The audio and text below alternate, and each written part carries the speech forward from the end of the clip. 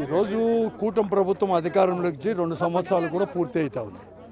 ఈ 2 సంవత్సరాల్లో ఎప్పుడు కూడా గత 30-40 సంవత్సరాలు కూడా చేయనంత రాయలసీమ ప్రయోజనాలు కాపాడుతున్నామని చెప్పేసి కొన్ని వేల కోట్ల రూపాయలు కేవలం 90 రోజుల్లో 100 రోజుల్లో 120 రోజుల్లోనే పూర్తి చేశామని చెప్పి ఈరోజు చెప్తా ఉన్నారు. అది నిజమా కాదా అని అంటే మొట్టమొదటి నుంచి కూడా ముఖ్యంగా అత్యంత దుర్భిక్ష ప్రాంతమైన అనంతపురం జిల్లా ఈరోజు జైసమ్మర్ తర్వాత అతి తక్కువ వర్షపాతం ఉండే జిల్లా ఈ జిల్లాలో కాబట్టి ఈ జిల్లాలోని లైనింగ్ కూడా చేయకూడదు. లైనింగే కాదు, ఈరోజు రాష్ట్రం విడిపోయిన తర్వాత మరీ ముఖ్యంగా విడిపోయిన తర్వాత తెలంగాణ అనేది కూడా ఇష్టానురాజం దినానికి 8 టీఎంసీలు అక్కడ వచ్చేసి 780 అడుగులో శ్రీశైలం కొట్టుకుంటుంటే ఈ హంద్రీ నీవా ప్రాజెక్టు 4 జిల్లాలకు అంటే ఉమ్మడి జిల్లాలకు అంటే దాదాపుగా 8 జిల్లాలు ఇప్పుడు జిల్లాలకు కూడా లైఫ్ లైన్ కాబట్టి ఈరోజు జీవనాధారం కాబట్టి దీన్ని లైనింగ్ చేయకూడదు, వెడల్పు చేయాలని చెప్తే దానికి భిన్నంగా ఈరోజు మేము కేవలం 100 రోజుల్లో 3,850 కోట్ల రూపాయలు లైనింగ్కు వెడల్పు చేసేదానికి ఖర్చు పెట్టింటే ఎలా దుర్వినియోగమైందో. ఈరోజు రాయలసీమ ప్రయోజనాలు కాపాడుతామని చెప్పి అందరి నీవా తర్వాత ఇవన్నీ చేస్తామని చెప్పి వేల కోట్ల రూపాయలు ఈరోజు కాంట్రాక్టర్ల దగ్గర నుంచి కూడా ఈరోజు అధికారంలో ఉండే వాళ్ళు కూడా తీసుకొని ఎలా దోపిడీ చేస్తారో కూడా దీన్ని ప్రత్యక్షంగా నిదర్శనం తార్కాలం ఈరోజు మేము చూసిన కాలువ కూడా. ఇదే కాదు, ఈరోజు ఇరువైపులా కూడా రైతాంగంతో కూడా మేము మాట్లాడుకుంటూ వస్తున్నాం. మా బోర్లు అనేది కూడా ఎండిపోయినాయి. దాదాపుగా 2012 నుంచి కృష్ణా జలాలు ఇక్కడికి వస్తూ ఉంటే మావన్నీ కూడా ఈరోజు బోర్లన్నీ కూడా పెరిగిపోయాయి కాబట్టి మేమంతా కూడా హార్టికల్చర్ అంటే పండ్ల తోటలు ఇవన్నీ కూడా పెంచుకుంటున్నాము. కానీ ఈరోజు ఒక్క సంవత్సరంలోనే ఒక 8 నెలల్లోనే ఇవన్నీ చేస్తే ఇవి కంప్లీట్గా కూడా బోర్లు ఎండిపోయి మా చెట్లు కూడా ఎండిపోతానని చెప్పి రైతుల యొక్క తమ గోడును కూడా మాకు కూడా విన్నవించుకోవడం కూడా జరిగింది.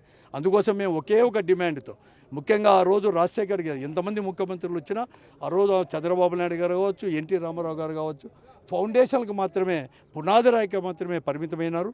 కానీ రాజశేఖర్ గారు 2004లో అయిన తర్వాత 2005లో మరీ ముఖ్యంగా హంద్రీ నీవా కానీ అలాగే పోతిరెడ్డి హెడ్ రెగ్యులేటర్ 44,000 క్యూసెక్కులకు పెంచడంగా ఇవన్నీ చేసిన తర్వాత రాయలసీమ జిల్లాలన్నీ కూడా సస్యశ్యామలమైపోయి ఒక ఆశ అనేది కూడా లేకుంటుండే. కానీ ఈరోజు అదే రాయలసీమ ప్రయోజనాలు కాపాడుతానని చెప్పి ఎలా దోపిడీ చేస్తున్నారు వేల కోట్ల రూపాయలు.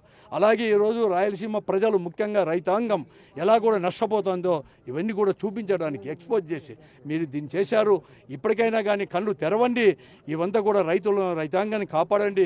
వెంటనే హంద్రీ నీవాని 11,500 క్యూసెక్కులకు మొదటి ఫేజ్ కూడా పెంచి అలాగే కింద 2వ దశను కూడా దాదాపుగా కూడా 2,000 క్యూసెక్కులకు కూడా చేయాలని చెప్పి ఒక డిమాండ్తోను ఆ తర్వాత ఎవరైతే దోపిడీ చేశారో అంటే ఈ గ్రౌటింగ్ దాంట్లో కానీ లేకుంటే లైనింగ్ దాంట్లో చేశారో వాళ్ళపైన ఈరోజు శిక్షించుకోకుండా చంద్రబాబు నాయుడు గారి యొక్క ప్రభుత్వం మరొక 100 కోట్లు అదనంగా కూడా అక్కడక్కడ ఊడిపోయిందని చెప్పి దాన్ని చేయడానికి ఇవ్వడం అంటే దోపిడీ తప్ప మరొకటి కాదు. వారిని వెంటనే కూడా వారిపైన కూడా చేసి శిక్షించాలని చెప్పేసి కూడా మేము డిమాండ్తో కూడా ఈరోజు మేమంతా కూడా ఇక్కడ అంతా కూడా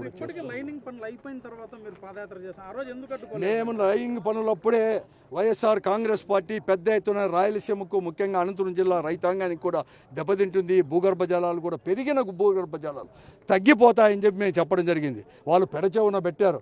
కేవలం డబ్బు అనేది కూడా ఎలా దండుకోవాలో వాళ్ళు కాబట్టి దాన్నే కూడా తీసుకొని పోయినారు.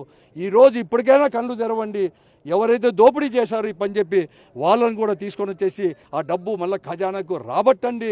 అలాగే ఈరోజు వెంటనే కూడా ఈ హంద్రీ నీవాని కూడా వెడల్పు చేయండి అని చెప్పి ఒక దాంతోనూ అలాగే ఈరోజు ముఖ్యంగా జగన్మోహన్ రెడ్డి గారు ముఖ్యమంత్రి అయిన తర్వాత 3,850 11,500 లేకపోయినా 6,300 క్యూసెక్కులు కూడా పెంచి ఇది చేయడం.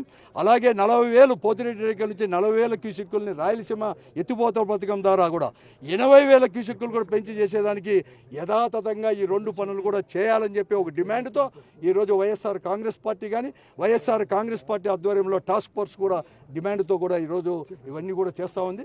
రాయలసీమ అన్ని జిల్లాలు కూడా తిరిగి ప్రజలను సమీకరించి ఎందుకంటే ఈరోజు ఈ పనులన్నీ జరిగినాయంటే ప్రజల యొక్క మద్దతుతో ప్రజల యొక్క డిమాండ్తో ఇవన్నీ కూడా చేయడం కూడా జరిగింది.